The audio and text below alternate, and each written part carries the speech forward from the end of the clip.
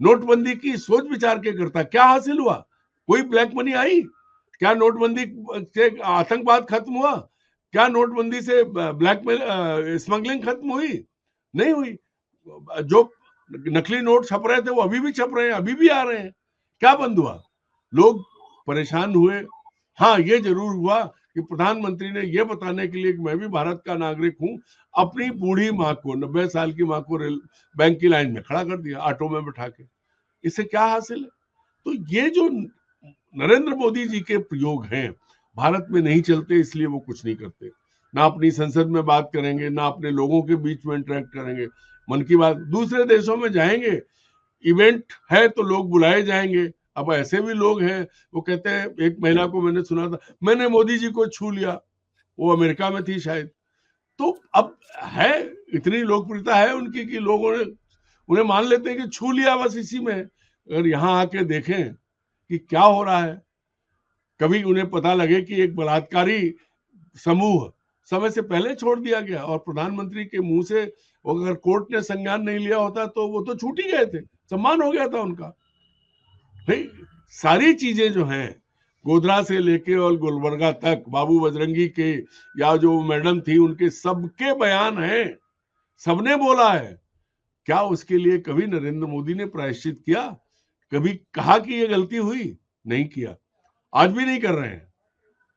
अगर बात करें इतनी राष्ट्रभक्ति की, तो मैं पूछता हूं, पुलवामा का आरडीएक्स कहां से आया था? आज बता दो। 19 से आज तो 26 आने वाला है। पहलगांव के आतंकी आए कैसे? जब चप्पे चप्पे पे पुलिस रहती थी। मैंने वो एरिया एज ए करस्पॉन्डेंट देखा था। सिक्योरिटी प्रोटोकॉल है, उसके तहत लोग रहने चाहिए थे, कैसे खाली हो गया? इस पर कोई बात नहीं होगी। जवाब देने के लिए उसके लिए चले जाएंगे आप बिहार। और अब तो कुछ भी होगा, क्योंकि अब सारा काम तो ज्ञानेश जी करेंगे। ज्ञानेश कुमार का चुनाव आयोग, तो अब तो मोदी जी भारत के लोगों से बात कर लें, ये बहुत बड़ी बात है। और मैं तो एक बात और कहता हूं कि अगर मोदी जी अपनी कैबिनेट बैठकों की जानकारी सार्वजनिक कर दें, मैं ये जानना चाहता हूं कि जो उनके कैबिनेट के सहयोगी हैं, क्या वो मोदी जी से बात कर पाते हैं? तो मोदी जी से देश में बात करने वाला कोई है ही नहीं। सबसे बड़ी बात है, उनके एक मंत्री हमारे मित्र हैं, उन्होंने पिछले साल कहा था बातचीत में, मोदी जी इसलिए बात नहीं करते कि वो तो अकेले हैं, घर में कोई था नहीं, तो उन्हें बात करने की आदत नहीं है। तो मैंने कहा, भैया फिर ये जो घंटों भाषण होते हैं, ये कहाँ के होते हैं? अरे बोले, आप तो बाल की खाल निकालते हो, ये कोई बात हुई? मोदी जी की मर्जी। मैंने कहा ठीक है भाई। तो मोदी जी बाहर जाके संसद को करते हैं, अपने कैबिनेट मिनिस्टर से बात कर लेते हो, तो बताइए। मेरी तो जानकारी ये, हो सकता है सच है कि नहीं है, मुझे एक मंत्री ने बताया कि कैबिनेट का एजेंडा होता है, वो उनको उसी टेबल पर रखा मिलता है जहां कैबिनेट होती है, ना उन्हें घर भेजा जाता है, ना वो ले जा सकते हैं। बता दिया जाता है कि आज आपके डिपार्टमेंट का ये वो है, मुद्दा है, बस। तो अब इस सब के बाद आप उम्मीद करें कि मोदी जी विदेश न जाएं तो क्या करें? यहां जब बोलेंगे, यहां जब बात करेंगे, तो लोग सवाल पूछेंगे। मोदी तो 128 देशों में चले जाएंगे, क्योंकि अपने देश में नहीं बात कर सकते। अपने देश में उन्हें बात करने की हिम्मत नहीं है, आपको हौसला पता है वो इथोपिया में जब उन्होंने भाषण दिया, तो वहां बकायदा कोई किसी को इस बिठाया गया, गिनती करने के लिए बैठाया गया होगा कि जब प्रधानमंत्री हमारे भाषण करेंगे तो इथोपिया की संसद में कितनी बार तालियां बजी, इसको गिनना है, और कितनी बार तालियां बजवाना है और फिर इसको गिनना है। तो फिर आंकड़ा आया कि 50 बार तालियां बजी है। लेकिन अब मेहनत बड़ी लगती है सर, ये सब चीजों में बहुत पैसा भी लगता है, बहुत कुछ लगता है। और निकला क्या है? निकला क्या मतलब इथोपिया के साथ हम क्या करने वाले हैं आने वाले दिनों में?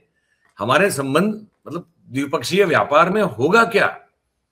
इसका भी एक वो विदेश मंत्रालय की ओर से एक वो कहीं एक ट्वीट आया था, मैं उसको देख रहा हूं। मैंने उसको पढ़ा, कल बड़े विस्तार से पढ़ने की समझने की कोशिश की मैंने, कि 50 बार तालियां बजवाने के बाद, उनसे हमारा राष्ट्रगान गवाने के बाद, उनके इथोपिया के प्रधानमंत्री से को ड्राइवर बना के उनकी गाड़ी में मेहमान के तौर पर बैठने की फोटो वीडियो करवाने के बाद, इस देश को जिसका नाम भारत है, हासिल क्या होने वाला है? ये समझने की कोशिश में कर रहा था मैं। इस सवाल का जवाब मयूर भाई कभी नहीं मिलेगा। फिजी, मंगोलिया, वो New Guinea, Papua New Guinea, ये जो छोटे छोटे देश हैं, मतलब इन सबको जोड़ लो तो उत्तर प्रदेश के बराबर आबादी नहीं होगी। इन सब देशों में जाके और शोहरत हासिल करना अपने पैसे से, सारी चीजें वहां की सरकारें नहीं बता रही कि कितनी बार ताली बजी, क्या हुआ, ये आप खुद करवा रहे हैं। और इसको वहां के लोगों को नहीं मालूम है, जिस देश में गए उस वहां के लोगों को नहीं मालूम है कि संसद में कितनी बार ताली बजी, क्या हुआ। ये भारत में बैठे हमें और आपको मालूम है, क्योंकि बताया गया है। गोदी मीडिया लगातार यही बताएगा, इसी काम के लिए रहेगा। सरकारी मीडिया तो है ही है, गोदी मीडिया भी यही सब करेगा, वो बताएगा, दिखाएगा वो कि हाँ भाई इतनी बार ताली बजी। और अब ये सदन देख लीजिए, सीटें खाली हैं, इसको भी देख लीजिए। ये जो सारी चीजें हैं, अब लोग खड़े हुए, स्टैंडिंग ओवेशन भी देखिए, ये सब बताया जाएगा। और हरियाणा के बराबर आबादी नहीं होगी। तो ये जो आबादी तो चलिए समझते हैं, लेकिन देखिए कई बार बहुत छोटे देश हो सकता है कि भाई आबादी कम हो लेकिन उसका प्रदान बहुत बड़ा हो वैश्विक व्यापार में, या तो हमारा उससे कोई स्ट्रेटेजिक कोई मतलब ऐसा बनता हो कि भाई मैंने देखा हमारा व्यापार भी इससे बहुत कुछ नहीं है, जितना हो रहा है हम लोग एक्सपोर्ट कर रहे हैं वो ठीक है, मैक्सिमम एक्सपोर्ट ड्रिवन कारोबार है हमारा इथियोपिया के साथ, हमारा ज्यादा जाता है वहां पे और उनसे बहुत कम हम लोग लेते हैं। कॉफी का जन्म स्थान माना जाता है, जो कॉफी हम लोग पीते हैं, कहते हैं कि पूरी दुनिया में कॉफी की उत्पत्ति जो है वो वहां से हुई इथियोपिया में। अफ्रीकनिज्म के लिए वो सेंटर माना जाता है। पूरी दुनिया का उद्भव स्थान या उद्गम स्थान मनुष्य जाति का इथियोपिया माना जाता है। ये सब है, काफी पिछड़ा हुआ देश है, काफी गौरवशाली अपने आप को मानता।